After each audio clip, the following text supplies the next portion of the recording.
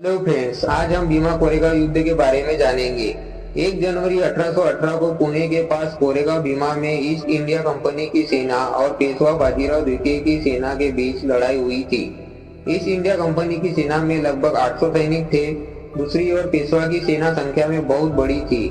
Company की सेना ने कोरेगांव में अपनी स्थिति बनाए रखी। दिन भर की लड़ाई के बाद पेशवा की सेना पीछे हट गई। इस घटना को इतिहास में बैटल ऑफ कोरेगांव के नाम से जाना जाता है। कंपनी की सेना में बड़ी संख्या में महार सैनिक शामिल थे। उन्होंने लड़ाई में महत्वपूर्ण भूमिका निभाई। बाद में इस घटना को दलित इतिहास और विशेष रूप से महार समुदाय के इतिहास में एक महत्वपूर्ण प्रतीक के रूप में देखा जाने लगा। लेकिन एक महत्वपूर्ण बात ध्यान रखना जरूरी है।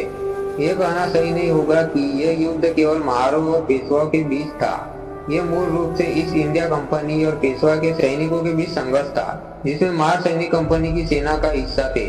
डॉक्टर बाबा साहेब अम्बेडकर जी 1 जनवरी 1927 को कोरेगांव भीमा गए थे। उन्होंने वहां स्थित विजय स्तंभ पर जाकर श्रद्धांजलि दी। इसके बाद भीमा कोरेगांव का यह स्थान सामाजिक न्याय और महार समुदाय के ऐतिहासिक स्मृति से और अधिक जुड़ गया। 1818 की लड़ाई की स्मृति में ब्रिटिश ईस्ट इंडिया कंपनी ने बाद में विजय स्तंभ बनवाया।